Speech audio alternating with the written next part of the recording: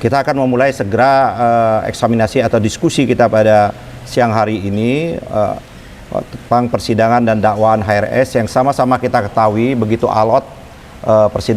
Dua persidangan yang terdahulu, baik terdakwa Habib Rizik Syihab maupun penasihat hukumnya berkeinginan berdasarkan ketentuan undang-undang yang ada, yaitu KUHAP yang mengatur beracara bersidang, untuk sidang dilakukan secara offline. Majelis Hakim, Jaksa Penuntut Umum bersikeras bahwa dengan alasan protokol kesehatan dengan mengacu peraturan Mahkamah Agung untuk menyelaksanakan sidang secara offline. Tetapi kemarin sidang beberapa waktu yang lalu akhirnya Hakim menyetujui persidangan dilakukan secara offline atau kehadiran langsung Habib Rizik atau terdakwa di muka persidangan. Nah, untuk kali ini kita mencoba untuk membedah sisi-sisi lain secara mendalam sebagai pemahaman dan pengetahuan kita bagaimana berhukum beracara yang sesungguhnya, dan juga kita akan melihat juga proses dakwaan yang sudah dibacakan, hal-hal seperti itu. Untuk itu saya meminta yang pertama kali saya kira ke Pak Nasrullah, Dr. Nasrullah, ya kan. Beliau ini adalah advokat senior yang sudah melintang ya, masalah asam garam yang cukup luar biasa, hukum acara pidana. Banyak menangani kasus-kasus, tidak hanya kasus-kasus yang kecil, kasus-kasus besar yang sudah ditangani, dan hampir rata-rata ya, di muka persidangan. Saya tidak tahu apakah beliau juga pernah melakukan sidang secara Zoom, karena kehadiran terdakwa didampingi oleh lawyernya atau penasihat hukumnya atau advokatnya menjadi sangat penting, karena nasib terdakwa itu juga sebagian juga hak-hak dia bisa berkomunikasi setiap saat ya, dalam persidangan maupun di luar persidangan dengan penasihat hukumnya. Ya, ini memang menjadi tren baru, ya kan, sidang melalui Zoom ini. Banyak perkara-perkara lain termasuk perkara Saganda, perkara Jumhur Hidayat, perkara Anton tetap saja memaksakan. Tapi ada perkara yang lain, kasus-kasus yang lain tetap dilaksanakan secara offline. Kita bisa lihat kasus Irjen Napoleon Bonaparte, kasus Joko Chandra, kasus dan lain sebagainya. Nah, untuk itu kita mau melihat sampai sejauh mana tentunya nanti kepada Pak Dr. Margarito sebagai hukum tata negara melihat ini dalam konteks ketatanegaraan kita, perma sebagai aturan yang menurut saya dalam aturan kita Undang-Undang tahun 12 tahun 2011, karena kebetulan saya membuat juga undang-undang itu, bahwa kedudukan perma ini jauh di bawah undang-undang. Perma ini adalah aturan yang mengatur secara internal dan lain sebagainya. Kalau ada aturan-aturan yang ada, maka aturan-aturan yang lebih tinggi itu yang bisa dijadikan acuan, dan tidak bisa dikatakan bahwa kena alasan-asalan pengecualian, azas-azas pengecualian atau azas-azas yang menyimpang. Karena azas-azas menyimpang itu ya diatur dalam perma. Boleh diatur dengan azas-azas penyimpangan atau pengecualian kalau dia diatur juga sederajat undang-undang. Kenapa ini penting betul diatur oleh undang-undang hukum acara pidana ini? Karena ini menyangkut nasib merampas hak-hak terdakwa. Karena perampasan hak asasi manusia itu hanya boleh diatur oleh undang-undang, tidak boleh dalam bentuk yang lain.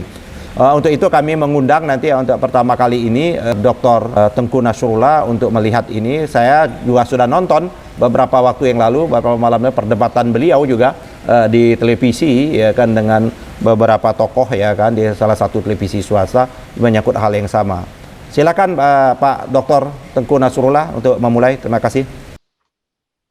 Terima kasih sahabat dan rekan Dr. M. Yani. Saya ingin mulai terlebih dahulu. Ini kan sebenarnya ada dua topik ya. Saya bicara sekali lagi, saya ulang dalam berbagai kesempatan.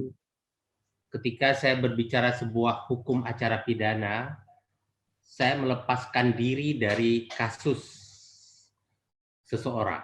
Apakah itu kasus Habib Rizik atau kasus siapapun. Kenapa? Kalau saya menempatkan diri dalam sebuah kasus tertentu, maka saya nanti akan menjadi kelompok yang partisan, ya. Jadi pikiran saya hilang dari nilai-nilai akademis, ya. Nah, oleh karena itu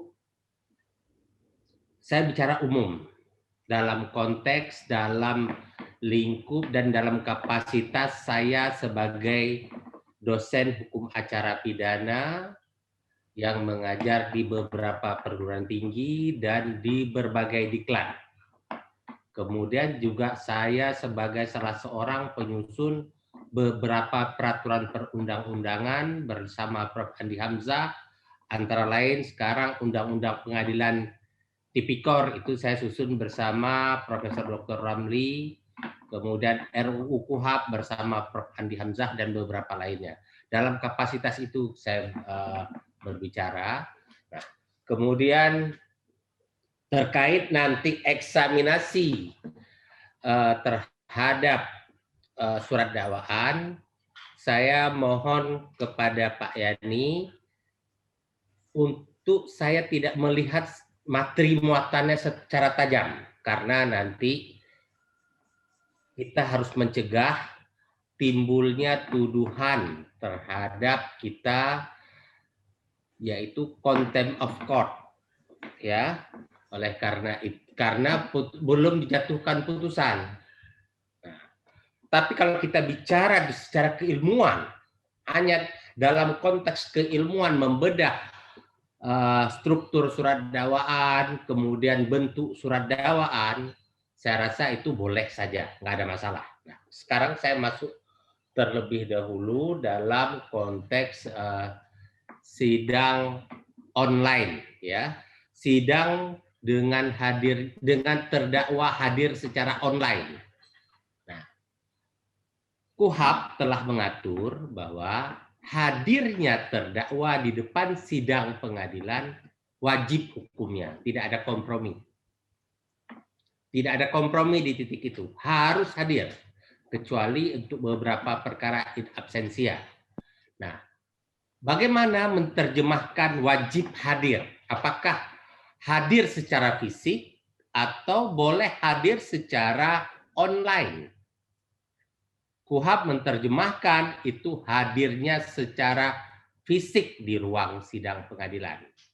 Nah, dalam konteks tersebut, dulu-dulunya tidak pernah ada permasalahan tentang kehadiran secara fisik terdakwa di ruang sidang. Baru muncul karena terjadinya COVID-19. Sehingga untuk menyikapi hal tersebut, sebenarnya gini, pada saat COVID-19, di beberapa lembaga pemasyarakatan dan rutan, ya, pimpinan rutan melarang keluar masuk tahanan atau narapidana dari rutan, termasuk untuk kepentingan sidang, tidak diizinkan dijemput oleh jaksa. Nah, tapi di sisi lain, persidangan kan harus tetap berjalan karena si terdakwanya ditahan dengan batas waktu tertentu. Dia kalau belum putus harus dilepaskan dari tahanan. Akibatnya maka diupayakanlah dengan sidang online, terdakwanya di LP atau di rutan, hakim di ruang sidang, para advokat dan jaksa penuntut umum di ruang sidang. Nah, tapi terbentur dengan landasan hukumnya. Maka PERMA, sekali lagi saya katakan, Mahkamah Agung dengan itikat baik menerbitkan PERMA nomor 4 tahun 2020 untuk sebagai payung hukum dilakukannya sidang online bagi terdakwa. Ya. Nah, saat itu timbul masalah di lapangan. Begitu bermasalah dengan audio visualnya itu. Kadang-kadang suaranya yang tidak jelas, kadang-kadang gambarnya tidak jelas. Sampai salah satu hakim di ruang sidang yang saya tangani perkara itu, ketua majelisnya mengatakan kepada saya, Pak Dasura, ini bagaimana kita harus menegakkan keadilan kalau begini? Kita tidak bisa mendengar orang yang berbicara dari sana ini, aduh babak belur kita. Sampai diulang berkali-kali, akhirnya sampai hakim memerintahkan jaksa, memerintahkan pengacara, udah tanya yang penting saja, singkat saja. Karena kita kelabakan, takut nanti hilang lagi audionya. Nah, akhirnya saya merasakan bagaimana sulitnya memberikan pembelaan yang maksimum kepada klien saya karena saya tidak bisa menggali secara maksimum kepada saksi yang ada di LP sana. Nggak jelas kita tanya, akhirnya ya sudahlah, kita anggap cukup aja. Hakim bilang ya udah, anggap aja sama dengan berita acara di BAP-nya. Padahal berita acara di BAP itu kan harus kita gali lagi kebenarannya. Tapi kita anggap sama aja, kan nggak ada pilihan. Nah, kemudian tadi dibilang ada sidang Joko Chandra, ya, sidang apa nama yang lain-lain, dia Pak Napoleon Bonaparte dan lain. Saya bilang bukan hanya sidang itu. Pada masa COVID itu yang hadir di ruang sidang juga ada kasus Jiwasraya. Dalam kasus Jiwasraya, ruang sidang pengadilan desak-desakan luar biasa. Luar biasa desak-desakannya, penuh. Bingung, coba tanya sama teman-teman media massa manapun, televisi manapun yang merekam sidang itu. Ada gambarnya, bagaimana penuh. Mengerikan. Jaksa bisa hampir 10 orang lebih, jaksa penuntut umum. Pengacara juga ada beberapa orang terdakwa sekaligus digabung pemeriksaan. Hakim berapa orang majelis digabung sekaligus dalam satu perkara itu. Penuh ruang sidang itu. Nah, itu terlaksana kemarin. Bahkan lebih parah lagi kalau bicara masalah COVID ini, di Pengadilan Negeri Jakarta Pusat ada sidang-sidang kasus PKPU dan kepailitan. Itu ngantri berdesak-desakan lebih daripada pasar malam saat itu. Sehingga terjadilah klaster pengadilan beberapa kali itu kan. Dan itu tidak bisa diselesaikan. Nah, jadi kehadiran terdakwa di ruang sidang pengadilan ini seharusnya wajib hukumnya. Tetapi karena ada persoalan COVID, maka dimungkinkan untuk tidak hadir secara offline, tidak hadir secara langsung, dimungkinkan secara online. Tapi ada syarat. Bukan diberikan kewenangan kepada majelis hakim untuk dia pilih offline atau online. Hakim pada dasarnya harus dengan offline, namun boleh dengan online, ada syarat. Syaratnya apa? Di dalam pasal tersebut, pasal 2 ayat, saya lupa ayat 2 apa ayat 3 dikatakan syaratnya itu harus adanya keadaan-keadaan tertentu. Nah, keadaan tertentu itu diterjemahkan di dalam pasal 1 bahwa keadaan tertentu itu wabah, bencana alam, ya, dan beberapa keadaan lain, ya. Nah, terus kemudian pertanyaannya adalah dalam kasus Habib Rizik, kenapa hakim tidak mengizinkan kehadiran online offline Habib Rizik pada awalnya? Itu kan sempat terlontar dari majelis hakim yang mengatakan bahwa Habib ini beda, kasus Anda adalah kasus yang Anda banyak masanya, nanti bisa terjadi kerumunan. Nah, kalau banyak masa Habib Rizik bisa terjadi kerumunan, janganlah perjuangan Habib Rizik untuk membela dirinya secara maksimum di depan sidang pengadilan dikorbankan karena gagalnya mencegah kerumunan. Soal masalah kerumunan itu menurut hemat saya adalah tugas negara mencegah kerumunan. Oleh karena itu, saya juga menyayangkan ya kepada rekan-rekan tim kuasa hukum Habib Rizik atau Habib Rizik sendiri yang bersedia membuat kesepakatan, membuat pernyataan bahwa akan mencegah kerumunan. Itu bukan tugas Anda mencegah kerumunan, itu tugas negara. Tugas Anda adalah berjuang mempertahankan agar klien Anda diadili dengan cara yang benar. Agar Habib, diri Anda Habib, diadili secara yang benar. Hak-hak Anda dijaga, dilindungi. Anda tidak ada urusan dengan kerumunan. Paling Anda bisa menghimbau. Saya akan menghimbau. Udah cukup di titik itu. Tapi tidak perlu sampai menjamin tidak ada kerumunan. Nggak bisa Anda punya, apalagi ada di dalam, bagaimana menjamin. Nah, kemudian saya mengatakan bahwa Perma itu sekali lagi baik, beritikat baik, menjaga agar peradilan tetap bisa berjalan pada masa adanya keadaan-keadaan tertentu. Tetapi sebaiknya negara patuh kepada rambu-rambu hukum. Setiap produk hukum yang mempunyai materi muatan, kalau materi muatan setingkat undang-undang, maka produk hukumnya harus undang-undang. Kalau materi muatannya setingkat peraturan ya, baik Perkap maupun peraturan Jaksa Agung maupun Perma, maka produk hukumnya boleh setingkat peraturan. Jangan materi muatannya setingkat undang-undang, Anda terbitkan produk hukum itu salah, peraturan.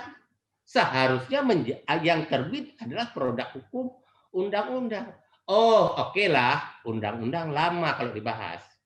Seharusnya sekarang ini Pak Ketua Mahkamah Agung datang menghadap kepada Presiden, Pak Presiden tolong ini peraturan Mahkamah Agung ini agar mempunyai kekuatan hukum yang tepat agar negara kita tidak berantakan produk-produk hukum asal terbit, asal menggunakan kekuasaan.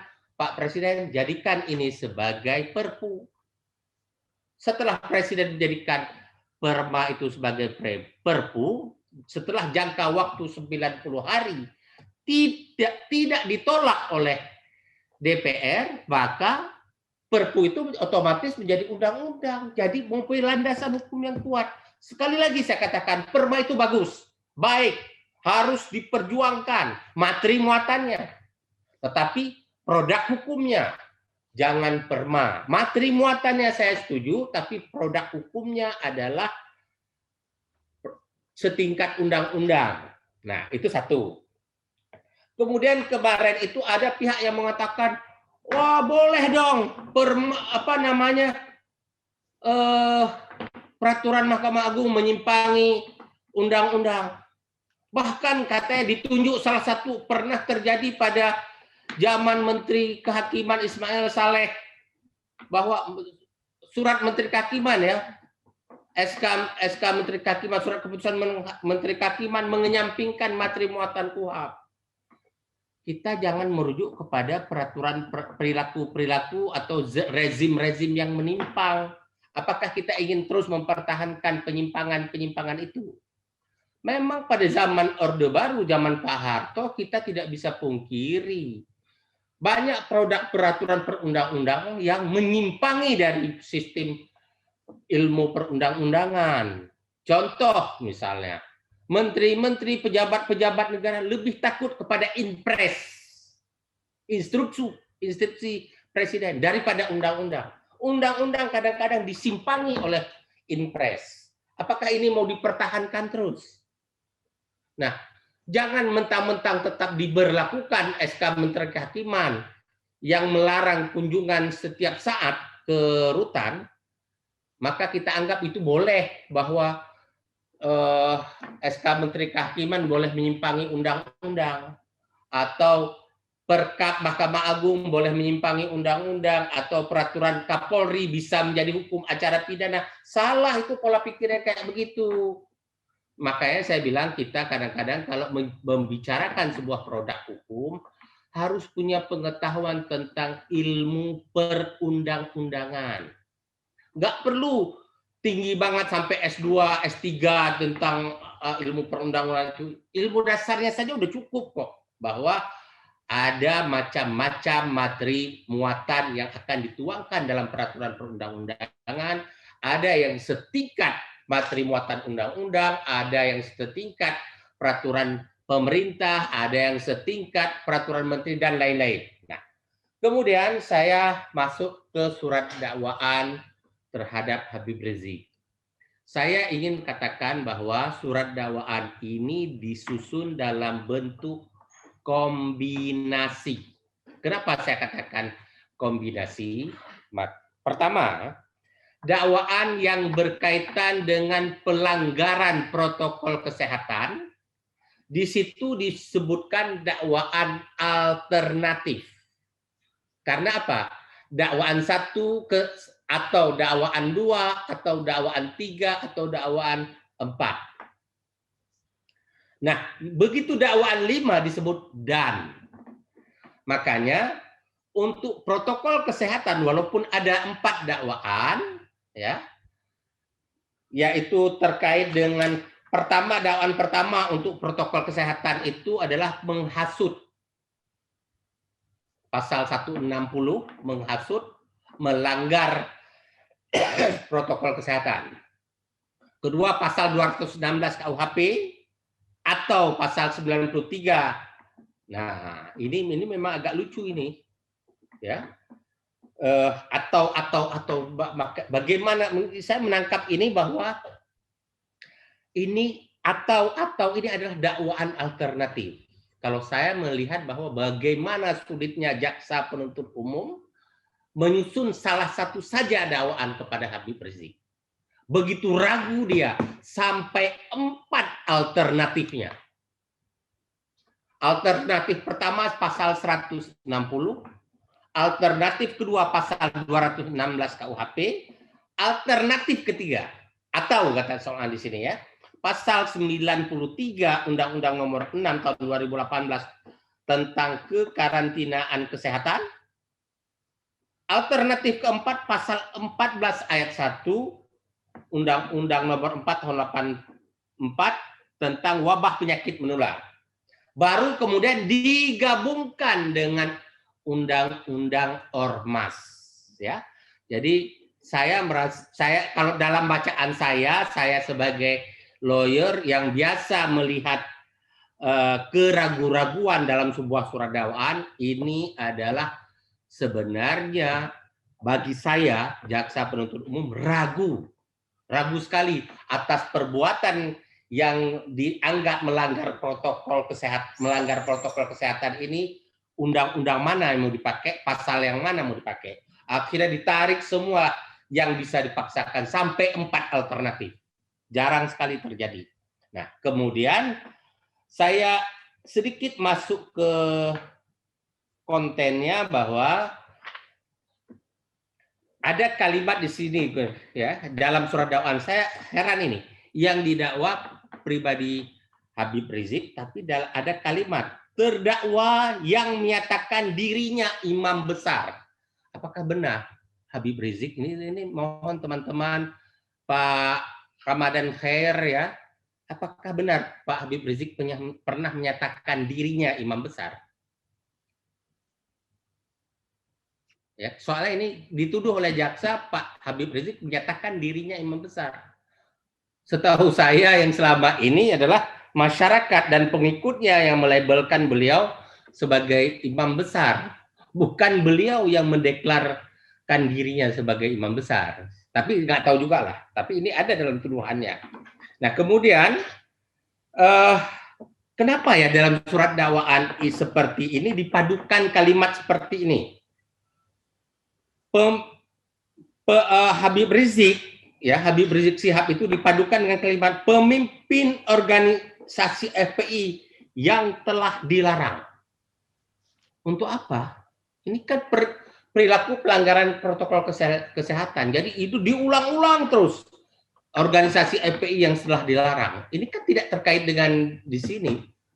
Adanya organisasi FPI yang telah dilarang seharusnya di dakwaan yang kelima, yaitu tentang organisasi kemasyarakatan, bukan terkait dengan protokol kesehatan. Nah, pertanyaan saya adalah kapan dilarang FPI? Waktu maulid dan pernikahan atau setelahnya? Ini juga perlu diklarifikasi. Nah, ini yang menarik bagi saya adalah sebuah undangan, ya. Sebuah undangan untuk datang acara maulid dan pernikahan anak dikategorikan sebagai perbuatan menghasut. Ya. Walaupun bagi saya ya mungkin dianggap menghasut karena masa Covid. Ya. Apakah ada maulid lain atau acara sejenis lain yang mengundang orang untuk datang dan jumlah orangnya ramai? Apakah itu juga maulid? Panitia maulid lain di tempat lain yang dihadiri oleh begitu banyak orang ditarik juga sebagai menghasut apa tidak? Kalau tidak, maka bagi saya ini ada persoalan equality before the law. Ya, hukum seharusnya berlaku sama kepada setiap orang. Ya, nah persoalan equality before the law ini sangat berkaitan dengan hak asasi manusia. Nah, saya rasa untuk sementara demikian, tapi yang paling inti bagi saya adalah terjadi perubahan makna kata undangan menjadi hasutan. Ini menarik bagi saya, ini terkait dengan saya ingin menempatkan dalam teori hukum pidana apa ini? Undangan dalam acara maulid dan pernikahan berubah menjadi kata hasutan karena undangannya dalam masa Covid. Ini menarik untuk teori hukum pidana bagi saya. Terima kasih Pak Yani.